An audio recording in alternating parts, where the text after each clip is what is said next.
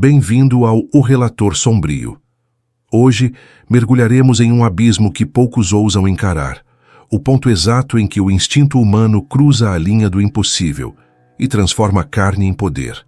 Durante o último século, a Europa, berço da civilização e da razão, também gerou alguns dos predadores mais impensáveis da história.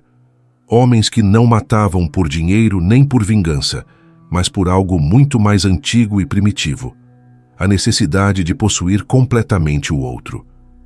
Nesta investigação, revisitaremos 7 figuras que desafiaram a própria ideia de humanidade. Dos monstros da Alemanha de Weimar, que venderam carne humana em tempos de fome, ao canibal soviético Andrei Chikatilo, cuja impotência gerou um império de morte. De Nikolai Djumagaliev, o assassino de dentes de metal, a Peter Bryan e Stephen Griffiths, predadores modernos que transformaram o horror em espetáculo. Prepare-se. O que você vai ouvir não é apenas história criminal. É o retrato do que o ser humano é capaz de fazer quando perde tudo, até a alma. Se você aprecia investigações sombrias e narrativas profundas, inscreva-se agora e ative o sino, porque o que começa aqui vai muito além da compreensão.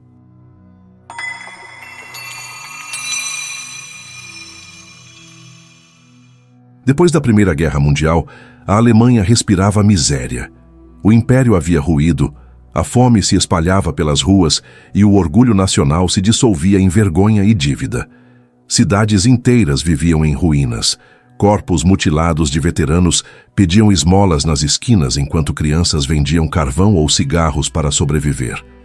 Era o início da chamada República de Weimar, um período em que o dinheiro perdeu o valor e o desespero se tornou a nova forma de poder.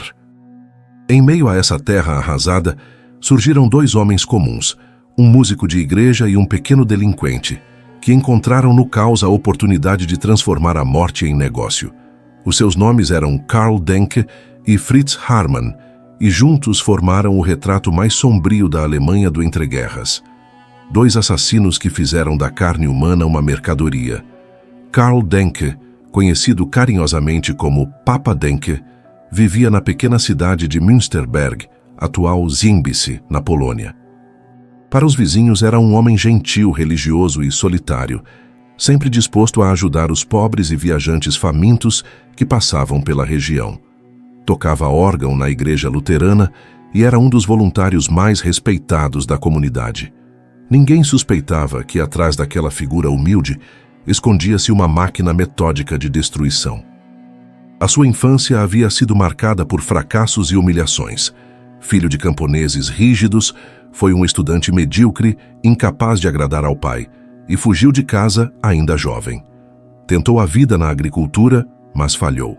E talvez tenha sido nesse fracasso que a semente do horror começou a germinar. Entre 1903 e 1924, Denke construiu o seu próprio império de sangue. Sua casa tornou-se um ponto de passagem para os esquecidos. Homens sem documentos, sem família, sem voz. Ele os recebia com um prato de comida e a promessa de trabalho. A última coisa que viam era o brilho metálico de uma ferramenta de açougueiro e o olhar frio de quem não via mais pessoas, mas matéria-prima. Depois de matá-los, Denke cortava meticulosamente cada corpo, separava músculos, órgãos e ossos. A carne era conservada em salmoura, armazenada em potes e barris. A gordura era derretida, usada para cozinhar ou vender. A pele, cuidadosamente curtida, transformava-se em cintos, suspensórios e sapatos. Tudo era reaproveitado, nada era desperdiçado. A polícia descobriria mais tarde que ele mantinha um verdadeiro catálogo macabro, anotando o peso da carne e a data em que havia processado cada vítima. Os investigadores acreditam que ele tenha assassinado pelo menos 30 pessoas, talvez mais de 40. E o detalhe mais grotesco: há fortes evidências de que Denke vendia a carne humana como carne de porco nos mercados de Breslau, lucrando com o desespero da fome coletiva. Em plena crise de abastecimento, ninguém fazia perguntas. A fome era um negócio, e Denke soube explorá-lo com frieza de comerciante. O fim do seu império veio por acaso. Em dezembro de 1924, um viajante chamado Vincenz Olivier aceitou o abrigo de Denk, mas conseguiu escapar com a cabeça ensanguentada após ser atacado com uma picareta. A polícia foi alertada e prendeu o velho Papa Denk. Horas depois, antes que o interrogatório começasse, ele se enforcou na cela usando o lençol da prisão. Quando os agentes invadiram a casa, encontraram o horror engarrafado: potes com carne humana, tinas com ossos, recipientes de gordura e etiquetas manuscritas como se fossem produtos de uma delicatessen. Era o retrato exato de uma mente que havia substituído a moral pela contabilidade. O dinheiro e o controle haviam se tornado a sua religião. Enquanto a Alemanha tentava compreender o caso Denk, outra história sangrenta se desenrolava a poucas centenas de quilômetros, em Hanover. O protagonista era Fritz Haarmann, um homem de aparência comum, voz marcante e sorriso que misturava charme e loucura. Nascido em 1879, ele também fora rejeitado desde cedo, considerado estranho, efeminado, imprevisível. Serviu brevemente no exército, mas foi expulso. Passou a viver de pequenos golpes e prostituição, transitando entre o submundo e a polícia. Quando a guerra terminou, Haarmann viu a oportunidade que esperava. As ruas estavam cheias de jovens perdidos, refugiados, órfãos e delinquentes. A fome e a solidão eram o terreno perfeito para caçar. Entre 1918 e 1924, Fritz Haarmann atraiu dezenas de rapazes, a maioria com menos de 20 anos. Prometia abrigo, comida, um lugar para dormir. As paredes do seu pequeno quarto eram testemunhas de crimes que pareciam rituais. Durante o ato sexual, ele mordia as gargantas das vítimas até a morte, arrancando pedaços de carne com os dentes. Uma combinação de prazer, raiva e impotência. Depois, desmembrava os corpos, embrulhava as partes e as descartava no rio Leine. As margens do rio tornaram-se o cemitério silencioso de uma geração invisível. Mas o que tornava Haarmann diferente não era apenas o sadismo, e sim a impunidade com que agia. Ele era informante da polícia de Hanover. Colaborava em pequenas investigações, entregava ladrões e recebia dinheiro. Esse vínculo o tornava intocável. Enquanto matava, ele era protegido pelos mesmos homens que deveriam detê-lo. Um retrato perfeito de corrupção, cegueira e conivência institucional. Em uma Alemanha devastada onde a autoridade era negociável e o desespero valia mais que a lei, Haarmann encontrou o cenário ideal. Aos poucos, os rumores se espalharam.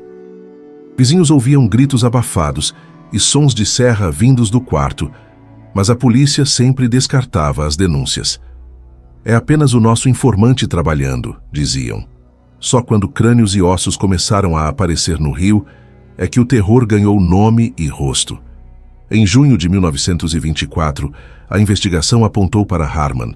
No apartamento, encontraram roupas e pertences de dezenas de jovens desaparecidos e manchas de sangue por toda parte. A cidade mergulhou em choque. O julgamento foi um espetáculo. Haarmann parecia saborear cada minuto da atenção. Ria, fazia piadas, chamava as vítimas de carne fresca e confessou 24 assassinatos. A imprensa o apelidou de o Vampiro de Hanover e o Açougueiro, e as audiências eram disputadas como se fossem teatro. Alguns relatos diziam que ele vendia carne humana no mercado negro.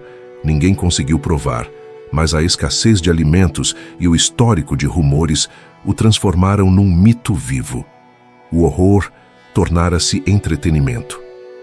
Em abril de 1925, Fritz Haarmann foi executado na guilhotina. Quando o carrasco lhe perguntou se tinha algo a dizer, ele respondeu sorrindo: "Cabeças rolantes, é uma sensação deliciosa." Sua última frase, fria e teatral, ecoou como a assinatura perfeita de um homem que via a própria morte como mais um ato de espetáculo. Tanto Denk quanto Haarmann representam duas faces do mesmo inferno: o colapso de um país onde a fome substituiu a moral e o dinheiro tornou-se mais valioso que a vida. Denk era o comerciante da carne, Haarmann o vampiro da alma. Ambos agiram à vista de todos, um protegido pela fé, outro pela polícia. E ambos foram produtos de uma sociedade que, afundada em miséria e corrupção, já não conseguia distinguir o certo do monstruoso. Esses crimes não nasceram no vácuo, foram o espelho de uma era em decomposição, onde a autoridade vacilava e o desespero ditava as regras. A Alemanha do entreguerras transformou-se no laboratório do horror moderno, e deles brotaria o protótipo do predador urbano que marcaria o século XX. Porque quando a civilização desaba, quando o dinheiro perde valor e o homem perde fé, surge uma fome que não pode mais ser saciada com pão. É a fome de poder, de dominação, de carne, e essa fome ainda não terminou.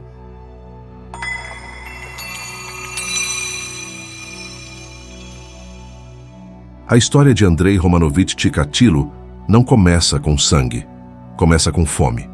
Nascido em 1936, no coração da Ucrânia soviética, ele veio ao mundo em meio ao Holodomor, a grande fome provocada pela coletivização forçada de Stalin. Milhões morreram, aldeias inteiras desapareceram, e o canibalismo de sobrevivência deixou de ser lenda e virou desespero cotidiano. A mãe de Chikatilo costumava lhe contar, entre soluços e silêncios, que o irmão mais velho havia sido raptado e comido pelos vizinhos. Verdade ou não, aquela história plantou uma semente. Uma criança moldada pela fome, pela vergonha e pela ausência de empatia não cresce como as outras. A infância de Andrei foi um catálogo de humilhações.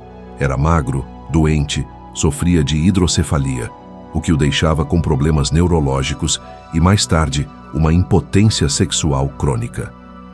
Era motivo de piada entre colegas e desprezado pelas garotas. Seu pai foi prisioneiro de guerra, sua mãe o tratava com frieza. A casa era um campo de ressentimentos silenciosos. Nos anos da juventude, enquanto a propaganda soviética prometia um futuro glorioso, Chikatilo descobria a única coisa que o fazia sentir poderoso: a dor do outro. Trabalhou como professor, um homem respeitado, culto, pai de família. Mas atrás dos óculos e do terno gasto, crescia uma tempestade. Foi acusado diversas vezes de abusar de crianças, mas as denúncias eram abafadas. No sistema soviético, um crime sexual era considerado uma falha moral do Estado, algo que simplesmente não existia sob o comunismo. Era mais conveniente silenciar as vítimas do que admitir o problema. Chikatilo foi apenas transferido de escola e o ciclo recomeçou. A primeira vítima conhecida surgiu em 1978. Uma menina de 9 anos chamada Yelena Zakotnova. Ele a levou até uma cabana abandonada perto de um rio, tentou violentá-la, mas incapaz de consumar o ato, entrou em fúria. A facada substituiu o desejo. Quando a criança parou de respirar, ele a mutilou. E foi nesse instante, com as mãos cobertas de sangue, que Andrei sentiu algo que o sexo nunca havia lhe dado: prazer. Era o nascimento de um novo tipo de predador, um homem que associava o orgasmo à morte. Durante mais de uma década, entre 1978 e 1990, Andrei Chikatilo matou pelo menos 52 pessoas, embora as investigações indiquem um número ainda maior. Caçava crianças, adolescentes e jovens mulheres nas estações de trem e rodoviárias da região de Rostov. A abordagem era sempre a mesma: oferecia comida, ajuda ou dinheiro. Falava com calma, parecia inofensivo. Quando conquistava a confiança, levava a vítima até uma floresta próxima, onde o ritual de horror começava. As mortes eram brutais, quase rituais de fúria. Ele as esfaqueava dezenas de vezes, especialmente nas áreas genitais e no abdômen. Em muitos casos, arrancava órgãos e partes do corpo, mamilos, língua, útero, dedos. Mastigava pedaços, engolia outros, como se quisesse absorver algo da vítima. O canibalismo para ele não era fome. Era um ritual de poder e dominação. Ele acreditava que, ao consumir a carne, libertava uma energia que substituía a sua impotência. Em sua mente, o corpo da vítima era o altar de um sacrifício que o transformava em Deus, mesmo que por alguns minutos. A crueldade não se limitava ao corpo. Muitas vítimas tinham os olhos arrancados, e a explicação é tão simbólica quanto terrível. Chikatilo acreditava que os olhos conservavam a última imagem vista antes da morte. Arrancá-los era apagar o registro de sua culpa, destruir a memória da vítima. A violência era a sua linguagem, e o silêncio do regime, o seu escudo.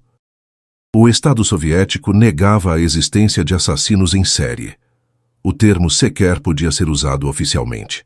Crimes desse tipo eram classificados como homicídios em massa por motivos não identificados.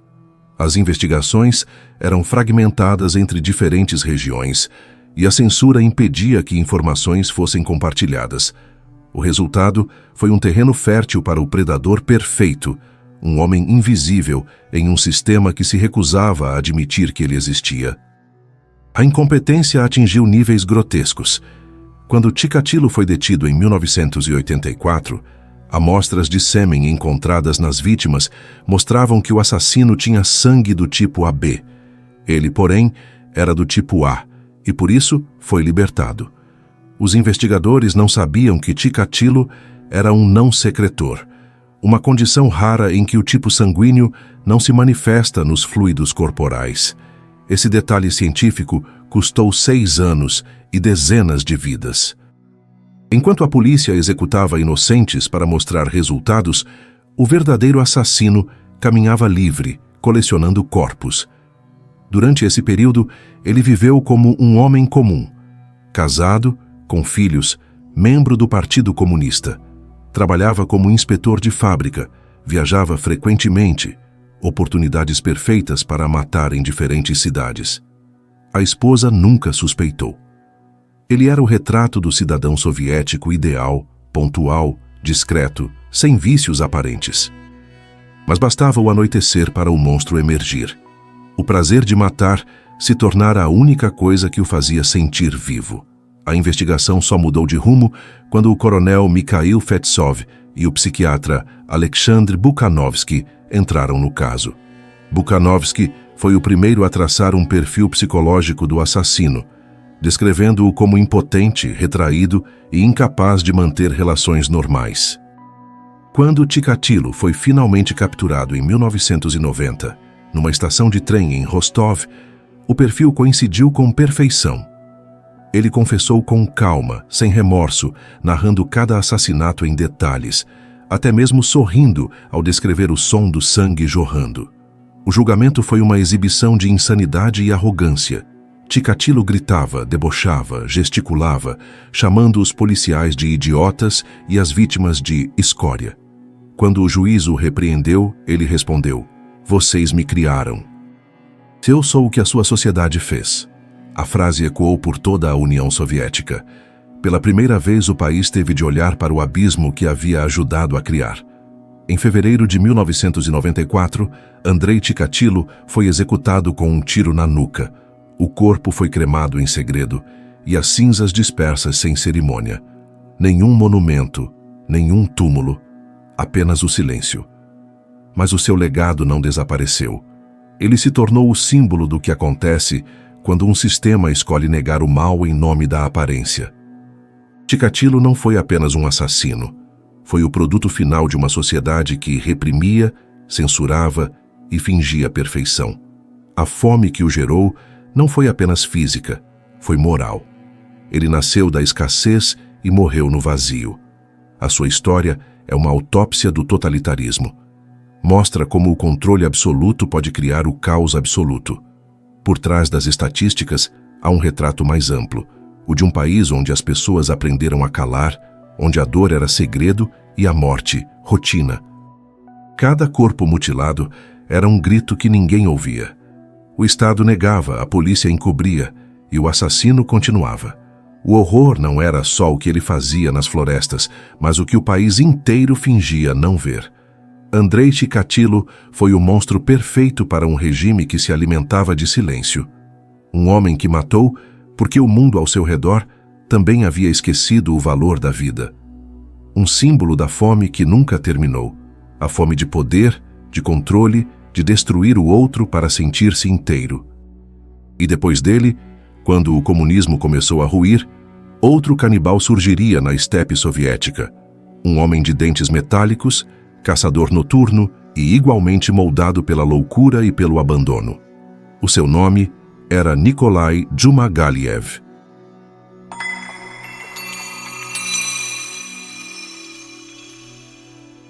Nas vastas estepes do Cazaquistão soviético, onde o inverno congela o sangue e o vento parece carregar segredos antigos, nasceu um homem que transformaria o ato de caçar em um pesadelo humano. Seu nome era Nikolai Djumagaliev, e embora poucos o conhecessem fora da sua aldeia, o mundo acabaria por chamá-lo de presa de metal, um título literal, uma marca de ferro no rosto de um dos assassinos mais bizarros e aterradores da história moderna. Nikolai nasceu em 1952, numa época em que o comunismo soviético ainda se proclamava invencível e o regime acreditava ter apagado para sempre qualquer traço de barbárie. Seu pai era russo, sua mãe cazaque, e ele cresceu num ambiente de pobreza silenciosa, cercado por colinas áridas e fazendas coletivas. Desde cedo, havia algo de estranho nele. Inteligente, carismático, mas imprevisível. Serviu no exército e trabalhou como motorista de caminhão, mas era instável, incapaz de se adaptar. Os colegas o descreviam como um homem que mudava de humor como o vento, às vezes calado por dias, em outras expansivo, sorridente, quase encantador. Ninguém sabia que por trás daquele sorriso metálico, sustentado por dentes de aço inoxidável colocados após um acidente, se escondia uma mente faminta. O apelido presa de metal não era apenas uma metáfora, era a ferramenta e o símbolo da sua transformação.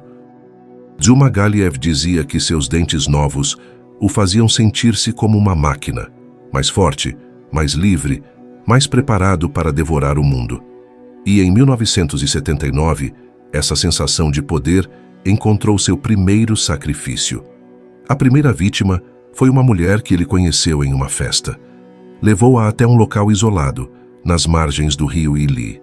Lá, a atacou com uma faca, degolando-a e bebendo o sangue ainda quente. O relato posterior que ele próprio faria à polícia é de uma frieza quase mecânica. Ela caiu. Eu cortei. Eu cozinhei. Estava boa. O corpo foi desmembrado e transportado até sua casa, onde começou o ritual macabro que se repetiria nos anos seguintes. Djumagaliev retirava a gordura, derretia-a para cozinhar e guardava a carne em vinagre, preparando almôndegas humanas. O que não consumia sozinho, oferecia aos amigos disfarçado de carne de caça. Nos dias seguintes trabalhava normalmente, sorria, bebia com os colegas como se nada tivesse acontecido. Mas quando bebia demais, deixava escapar frases estranhas. Carne humana é mais doce, dizia. Ninguém acreditava. Achavam que era apenas uma piada grotesca, típica de um homem solitário. A sua segunda vítima foi morta de maneira ainda mais brutal. A partir daí, o impulso se tornou vício. Ele não caçava por prazer nem por ódio. Caçava por compulsão, por algo que só ele parecia entender. A polícia mais tarde afirmaria que pelo menos 10 mulheres foram assassinadas por ele entre 1979 e 1980. Embora o número real provavelmente seja muito maior.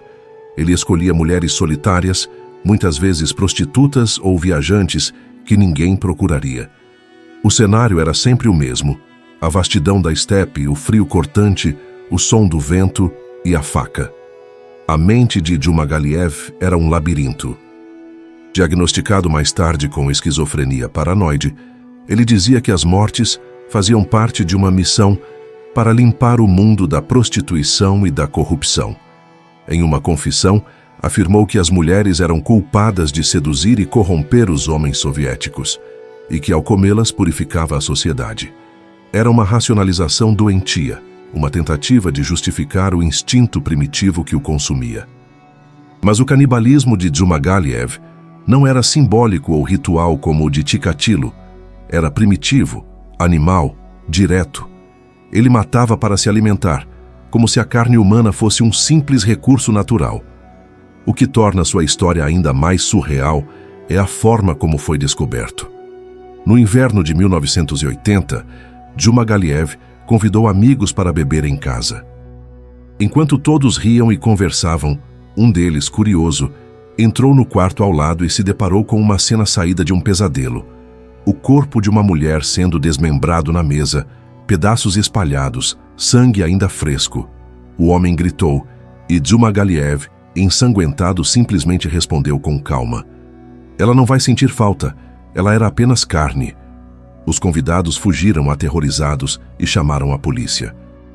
Quando os agentes chegaram, encontraram na casa panelas com carne cozida, frascos de gordura humana e utensílios de cozinha transformados em instrumentos de abate. Djumagaliev não resistiu à prisão. Foi levado a julgamento, onde se manteve sereno, quase filosófico. Disse que não via mal no que fazia. Os animais se alimentam de carne. Por que nós não? Foi declarado inimputável por insanidade e enviado a um hospital psiquiátrico de alta segurança. Mas o absurdo não terminaria ali. Em 1989, 9 anos depois, o presa de metal fugiu. Escapou simplesmente caminhando para fora do hospital durante um momento de descuido. Nenhum alarme soou. Nenhuma busca imediata foi feita. A burocracia soviética, lenta e desorganizada, demorou dias para perceber. Durante 2 anos ele viveu como um fantasma pelas aldeias do Cazaquistão, mudando de nome, sobrevivendo de pequenos trabalhos e, ao que tudo indica, matando novamente. Foi recapturado apenas em 1991, por acaso, após uma denúncia anônima. Durante os interrogatórios, mostrava uma lucidez perturbadora. Falava dos seus crimes como quem descreve um trabalho rotineiro. Dizia que o sabor da carne humana variava conforme o tipo de pessoa. As mulheres mais jovens são mais tenras, as velhas amargas, as bêbadas ruins. Seus relatos foram tão detalhados que os investigadores chegaram a usar as suas descrições como referência para estudos psiquiátricos. Alguns colegas de hospital relataram que ele gostava de assustar outros pacientes, dizendo que ainda sonhava com o gosto do sangue. Enquanto Chikatilo era o produto refinado da repressão soviética, um assassino metódico, ritualístico e sexualmente frustrado, Nikolai Djumagaliev era o seu oposto perfeito, primitivo, caótico, tomado por delírios messiânicos e instintos animalescos. O primeiro matava para se sentir no controle. O segundo, porque acreditava ser escolhido por uma força superior. Mas ambos partilhavam algo essencial. Operavam dentro de um sistema que se negava a ver o mal. O caso de Djumagaliev expôs o colapso do aparato psiquiátrico soviético. A falta de comunicação entre instituições, a censura estatal e o desprezo pela saúde mental permitiram que um canibal esquizofrênico vivesse impune por anos e até fugisse de uma instituição de segurança máxima. Foi o retrato perfeito da falência moral e burocrática de um regime que preferia esconder seus monstros a tratá-los. Mesmo após sua recaptura, o presa de metal nunca demonstrou arrependimento. Declarava-se um predador natural, incapaz de viver em sociedade. Dizia que a carne humana era pura e que Deus havia lhe dado o instinto de consumir os fracos. Hoje, continua internado em uma instituição psiquiátrica no Cazaquistão, isolado, silencioso e, segundo os médicos, calmo demais. Um corpo envelhecido, mas com o mesmo sorriso metálico que um dia brilhou à luz fria da estepe. Os médicos afirmam que ele não se lembra das vítimas. Outros dizem que apenas finge. Seja como for, Djumagaliev tornou-se uma lenda sombria na região. O homem que caçava mulheres como quem caça cervos. A sua história, ao lado da de Chikatilo, mostra 2 formas distintas de canibalismo. O simbólico, alimentado pelo desejo e pelo poder, e o literal, movido por instinto e loucura. Ambos nasceram do mesmo ventre, uma União Soviética doente, que negava a própria corrupção e acreditava poder controlar até a natureza humana. Mas o que ela gerou foram predadores livres, crias da fome e do silêncio. Depois de Djumagaliev, a Europa entraria em uma nova era, o pós-guerra moderno, onde o canibalismo deixaria de ser produto do colapso social ou da ideologia e passaria a surgir dentro de sociedades estáveis, prósperas e burocraticamente cegas. Um desses novos monstros viria da Alemanha Ocidental. Um homem simples, de olhar vazio, que matava não por prazer nem por fé, mas por uma lógica cruel e banal: economizar dinheiro. O seu nome era Joachim Kroll, o canibal do Ruhr.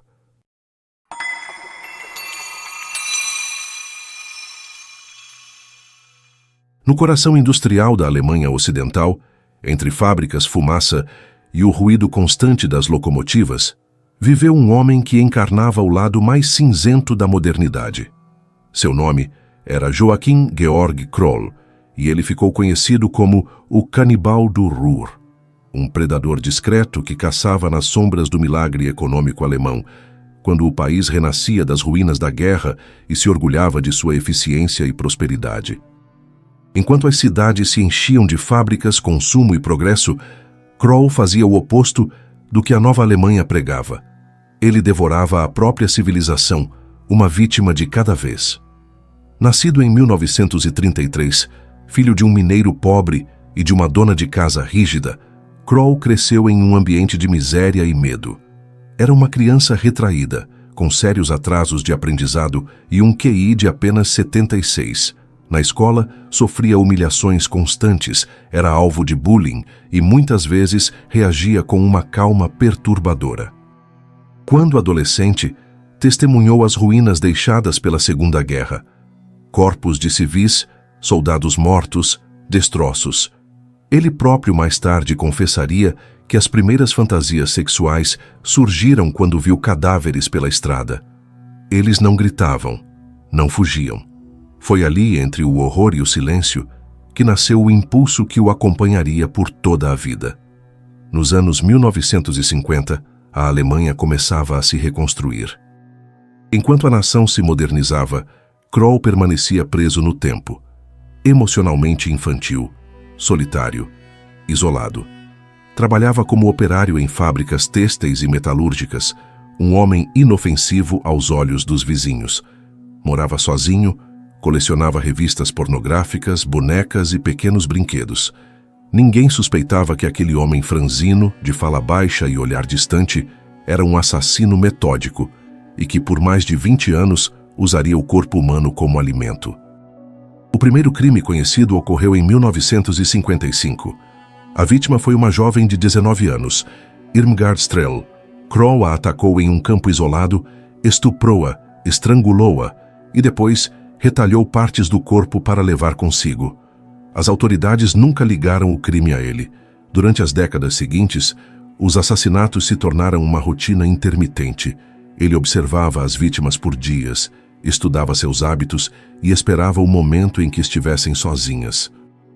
Matava mulheres, meninas e até uma criança de 4 anos. Seu padrão era simples e cruel. Aproximava-se com gentileza, usava uma faca ou o próprio peso para estrangular e depois se masturbava sobre o corpo antes de cortá-lo em pedaços. O aspecto mais grotesco, porém, não era o assassinato, era o propósito. Quando questionado mais tarde pela polícia, Kroll explicou com calma: "A carne humana é boa. Eu a comia para economizar dinheiro." Disse isso sem ironia, sem emoção. Para ele, o canibalismo era uma questão de economia doméstica. Ele congelava porções, guardava-as em sacos plásticos e as cozinhava como se fossem carne comum. Em seu apartamento, encontraram frigideiras, facas, restos de gordura e carne em decomposição. Era macia, disse ele sorrindo. Essa racionalização absurda, matar por necessidade alimentar, mostrava um tipo de insanidade diferente dos monstros que o antecederam. Denke e Harman matavam num contexto de fome coletiva, Chikatilo e Djumagaliev, por compulsões simbólicas e psicopatológicas. Kroll, por sua vez, matava por conveniência, como quem resolve um problema financeiro. Seu mundo interior era pequeno, sem ideologia, sem trauma político, sem causa grandiosa. Apenas um homem que via seres humanos como recursos disponíveis. O seu raciocínio era frio, quase lógico. A carne é carne. Durante mais de 20 anos, ele escapou das autoridades em parte pela desorganização das investigações e em parte por seu perfil invisível. Trabalhava, pagava aluguel, cumprimentava vizinhos. Um assassino que voltava do trabalho e fritava carne humana como se fosse salsicha. A banalidade desse horror fazia dele algo ainda mais inquietante. O monstro que não parecia monstro. Em 1976, o acaso, como em tantos outros casos, pôs fim à sua carreira de horror. Um morador de Duisburg reclamou à companhia de água que o esgoto do prédio estava entupido. Técnicos chegaram ao local e descobriram que o cano estava bloqueado por vísceras humanas. Uma das vizinhas comentou, meio rindo, que o Sr. Crow havia dito que as tripas de sua última refeição estavam presas no encanamento. A polícia foi chamada e, quando entrou no apartamento, encontrou uma cena de pesadelo. Pedaços de carne em panelas, partes de um corpo humano na geladeira e o braço de uma criança sobre a pia. No fogão, algo cozinhava em silêncio. A carne de Marion Ketter, sua última vítima, uma menina de 4 anos desaparecida 2 dias antes. Quando foi interrogado, Crow não tentou negar. Pelo contrário, parecia aliviado. Contou tudo em detalhes, até com certo orgulho, descrevendo o preparo dos corpos e o sabor da carne. Não havia raiva nem prazer sexual no discurso, apenas uma lógica distorcida. Ele acreditava que estava sendo racional, que sua prática era uma forma de sobrevivência simples. Quando o investigador perguntou por que havia continuado por tanto tempo, Crow respondeu: "Eu não tinha muito dinheiro e também gostava." Os psiquiatras que o examinaram ficaram perplexos. Ele não era um psicopata clássico, não manipulava, não mentia, não sentia prazer na dor. Tampouco era um esquizofrênico delirante. Era algo no meio, um homem sem empatia, sem moral e sem compreensão do que é humanidade. Um produto degenerado de décadas de abandono, humilhação e solidão. No julgamento que chocou o país, os detalhes vieram à tona. Crow havia matado pelo menos 8 pessoas confirmadas, mas confessara 14 assassinatos, sem contar os desaparecidos. Foi condenado à prisão perpétua em 1982. Passou o resto da vida em uma cela pequena, onde continuava a desenhar receitas, anotar horários de refeição e pedir porções extras de carne no refeitório. Morreu em 1991 de um ataque cardíaco com 58 anos, um fim banal para uma existência grotesca. A história de Joachim Crow é uma das mais perturbadoras porque retira do canibalismo seu caráter excepcional. Em vez de um ritual demoníaco ou sexual, ele o transformou em gesto cotidiano, como cozinhar, dormir, trabalhar. Era a banalidade do mal em sua forma mais pura. Um assassino sem ideologia, sem paixão, apenas guiado pela necessidade e pelo hábito. A Alemanha que o produziu já não era a mesma de Denke ou Harman. O país era rico, moderno, racional. Mas as instituições ainda falhavam em enxergar o invisível. O homem solitário, insignificante, esquecido entre os trilhos da reconstrução. O horror de Crow não emergiu do caos, mas da rotina. E talvez por isso tenha sido ainda mais assustador. Enquanto o mundo tentava entender como um homem podia matar e comer por conveniência, um novo tipo de predador surgia em outro cenário, não mais nas sombras da reconstrução, mas no coração das democracias modernas. Ali, o mal não era o produto da miséria, mas da falência dos sistemas criados para proteger. No Reino Unido, a confiança cega na ciência e na burocracia abriria as portas para um novo tipo de assassino, um homem que transformaria hospitais e tribunais em palco da sua insanidade. O seu nome era Peter Bryan, e a sua história exporia como um sistema inteiro pode alimentar um monstro em nome da normalidade.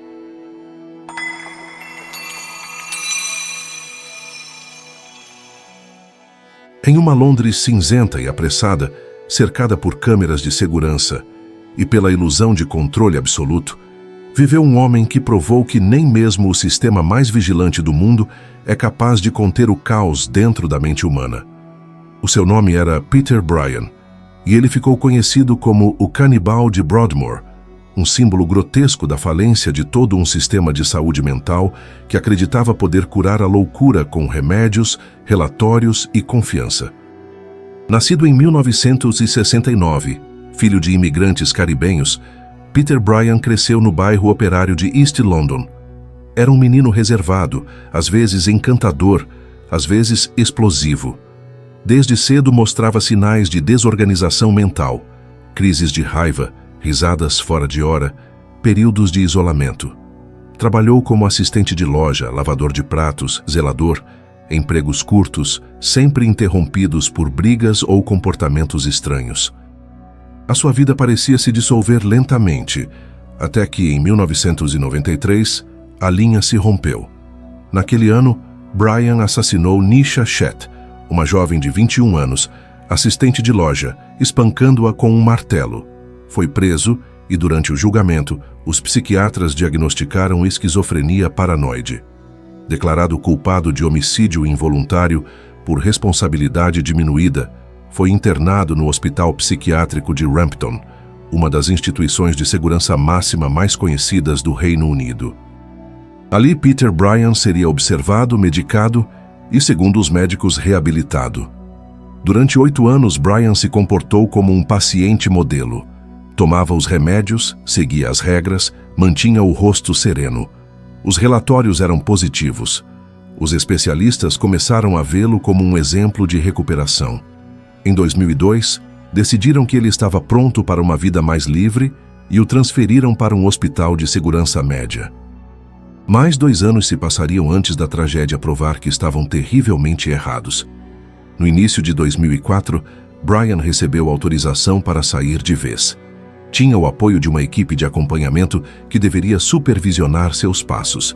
Mas o sistema que deveria vigiá-lo estava saturado, mal treinado e com falta de pessoal. Em questão de semanas, Peter Bryan já vivia sozinho, tomando decisões sem monitoramento. Foi então que a máscara caiu. Na noite de 17 de fevereiro de 2004, ele foi até o apartamento de um amigo, Brian Cherry, um homem de 43 anos. O encontro parecia banal. Os dois bebiam e ouviam música. Horas depois, os vizinhos sentiram cheiro de carne queimada e ouviram barulhos estranhos. Quando a polícia arrombou a porta, encontrou Bryan na cozinha, coberto de sangue, cozinhando o cérebro do amigo numa frigideira com manteiga. Os agentes perguntaram o que havia acontecido. Ele respondeu calmamente: "Comi o cérebro dele com manteiga, estava muito bom." A frase correu o país como uma explosão. Era grotesca, impossível de ignorar. Um homem com histórico de esquizofrenia, recém-libertado, havia matado e devorado alguém horas depois de sair de um hospital supervisionado. O escândalo revelou uma teia de erros. Relatórios falsamente otimistas, falta de acompanhamento, ausência de comunicação entre médicos e autoridades. Peter Bryan não era apenas um assassino. Era a prova viva de um colapso institucional. Os psiquiatras que o examinaram depois disseram que ele sofria de delírios de grandeza e de ideias de purificação canibalística. Bryan acreditava que o ato de comer o cérebro da vítima lhe dava poder, que absorveria a inteligência, a energia e a consciência do outro. O canibalismo, para ele, era um ritual de dominação total, um gesto de posse espiritual. Mas o horror ainda não tinha terminado. Depois de ser preso, Peter Bryan foi enviado para Broadmoor, o hospital psiquiátrico mais famoso do Reino Unido, onde também estiveram internados outros assassinos notórios. A instituição era considerada o auge da segurança mental, o lugar onde o sistema consertava o que a sociedade quebrava. Mas dentro dos seus muros, a insanidade de Bryan floresceu novamente. Em abril de 2004, apenas 2 meses após o assassinato de Brian Cherry, Peter Bryan matou outro homem, Richard Loudwell, um paciente de 60 anos, também internado em Broadmoor. Ele o atacou de forma súbita e brutal, espancando-o até a morte dentro do pátio de convivência. Quando os enfermeiros chegaram, Brian olhou para eles com serenidade e disse: "Eu queria comê-lo também, mas vocês chegaram muito rápido." Essa frase selou o seu destino e arruinou definitivamente a reputação de Broadmoor. Uma investigação posterior concluiu que Brian não estava sendo vigiado adequadamente e que os protocolos haviam sido ignorados. O relatório oficial descreveu o caso como uma falha catastrófica em todos os níveis. O sistema que jurava curar a insanidade havia, na verdade, criado o terreno perfeito para que ela se manifestasse novamente, 2 vezes. Dentro de Broadmoor, Peter Brian tornou-se uma figura de lenda sombria. Não era o psicopata charmoso das ficções, mas um homem calmo de olhar vazio, que falava sobre carne humana com naturalidade. Dizia aos enfermeiros que sonhava em abrir um restaurante, onde as pessoas seriam o prato principal. Em momentos de lucidez, pedia desculpas. Em outros, ria sozinho e falava sobre absorver almas. A linha que separava a loucura da maldade era impossível de traçar. Era ele um doente ou um sádico disfarçado de paciente? A justiça britânica nunca conseguiu responder. Seus crimes provocaram uma revisão nacional das políticas de saúde mental. O governo reconheceu que centenas de pacientes perigosos viviam sob vigilância precária. Hospitais foram reestruturados, leis foram endurecidas, mas nada apagaria a imagem de Peter Brian fritando o cérebro do amigo como se fosse um prato qualquer. O caso de Brian revelou algo profundamente desconfortável sobre a sociedade moderna: a crença de que o mal pode ser administrado. O Estado acreditava poder domesticar a insanidade com diagnósticos, confinamentos e relatórios. Mas o horror de Brian mostrou o contrário, que às vezes a loucura não é uma doença a ser curada, mas uma força antiga, selvagem, que apenas espera a oportunidade de reaparecer. Peter Brian continua internado sob vigilância extrema, sem previsão de libertação. Passa os dias em silêncio, sob medicação pesada, mas às vezes sorri, como se ainda saboreasse a lembrança do seu banquete. O seu canibalismo não foi o de um faminto, nem o de um ritualista sexual. Foi o canibalismo do poder absoluto, o ato de destruir completamente a identidade do outro, de apagar o cérebro, de consumir o que há de mais humano em uma vítima. Comer o pensamento, não o corpo. E enquanto o Reino Unido tentava esquecer o nome Peter Brian, outro predador nascia nas mesmas ruas, um homem frio, estudioso e obcecado por assassinos. Um homem que não matava por impulso, mas por vaidade intelectual, por desejo de ser lembrado. O novo monstro não comia carne para saciar o corpo, mas para alimentar o ego. O seu nome era Stephen Griffiths, o canibal da besta.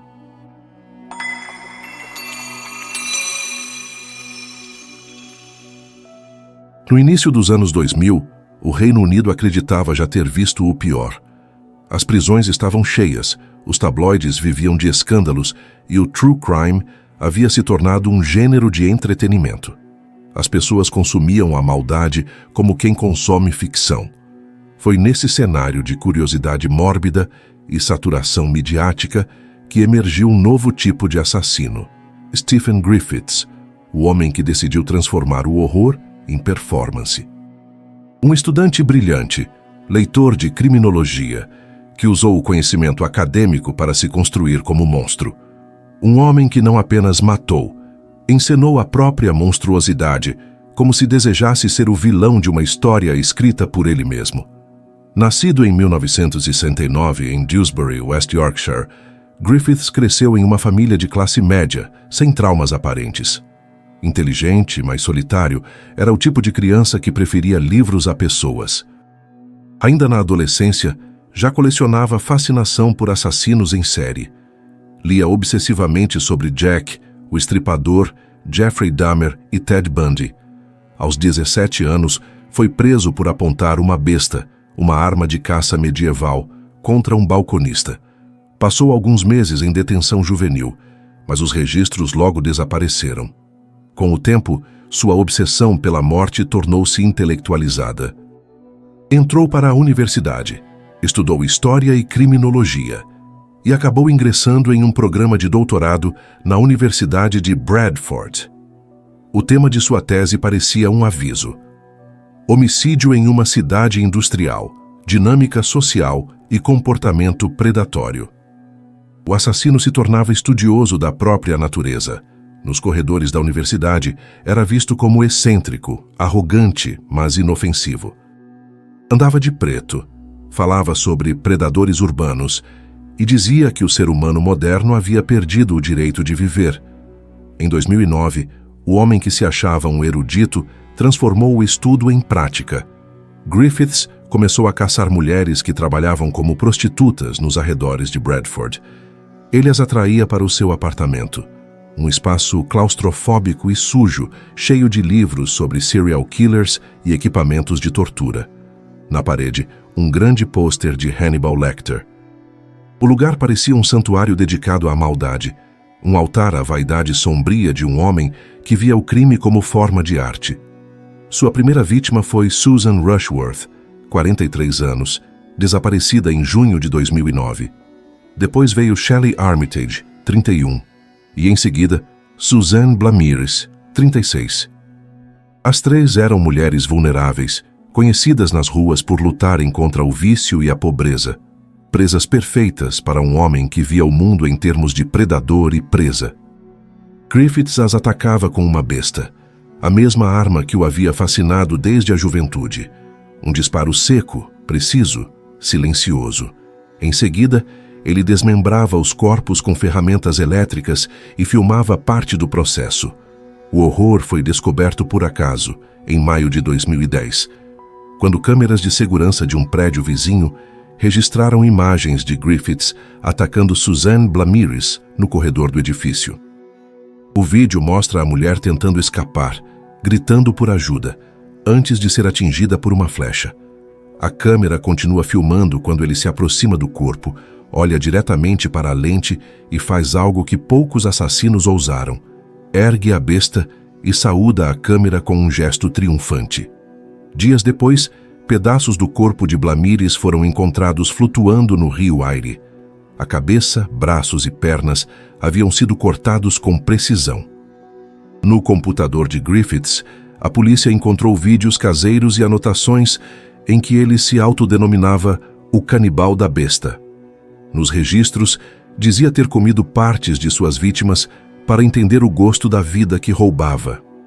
Ninguém jamais conseguiu confirmar até que ponto era verdade, ou se o canibalismo era apenas mais uma peça teatral na encenação que ele havia criado. No interrogatório, Stephen Griffiths se mostrou calmo, educado e teatral. Quando lhe perguntaram o nome, ele respondeu sem hesitar: o canibal da besta, e sorriu. A partir daí, o julgamento tornou-se um espetáculo. A imprensa o transformou em ícone mórbido. Cada aparição sua em tribunal era estudada, filmada, comentada. Griffiths sabia disso e parecia saborear cada instante. Certa vez, declarou ao juiz: eu sou o produto da sua sociedade.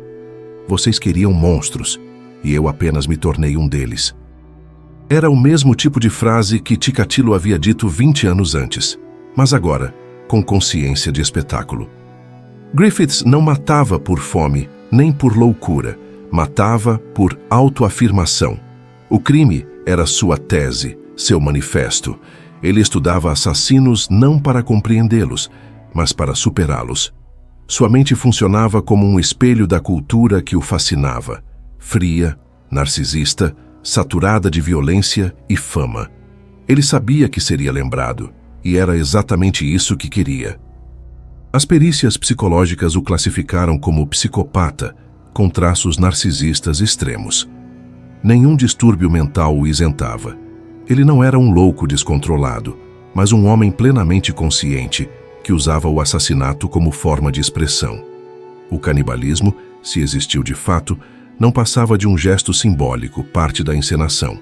Ele não queria apenas matar, queria ser observado.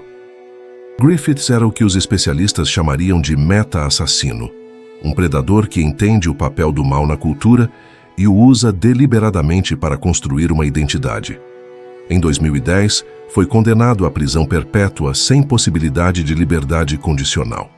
Vive isolado em uma cela de segurança máxima, cercado por livros e silêncio. Raramente fala. Alguns guardas relatam que ele passa horas olhando o reflexo na janela, como se ainda estivesse diante da câmera que o filmou.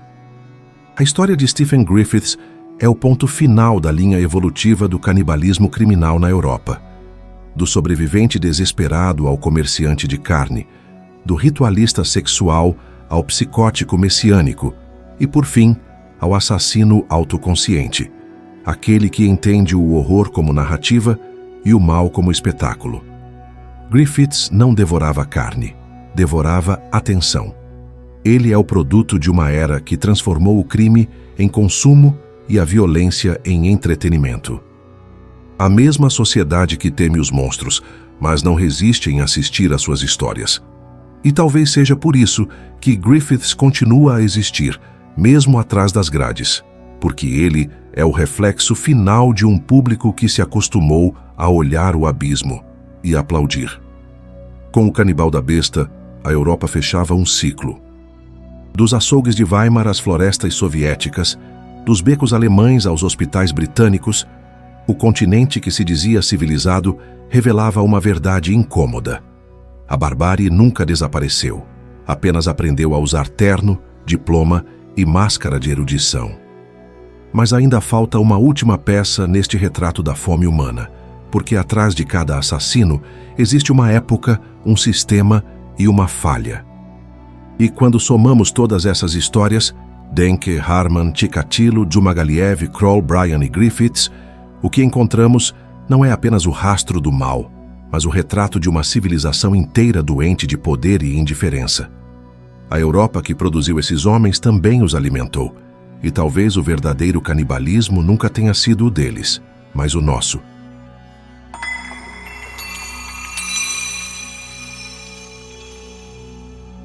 Da carne salgada de Denke ao cérebro frito de Bryan, da floresta de Chikatilo ao sorriso metálico de Djumagaliev, a Europa testemunhou um século de monstros diferentes, movidos pela mesma força, o desejo de possuir o outro até o fim.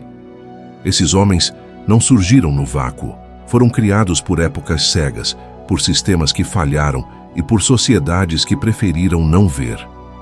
Cada um deles é o retrato daquilo que sobra quando o medo, o poder e a solidão se unem. O canibalismo deles não foi apenas físico, foi moral. Eles devoraram o que nos torna humanos. E talvez no fundo esse seja o maior horror, perceber que o apetite deles nasceu dentro de nós e que essa fome silenciosa ainda não terminou.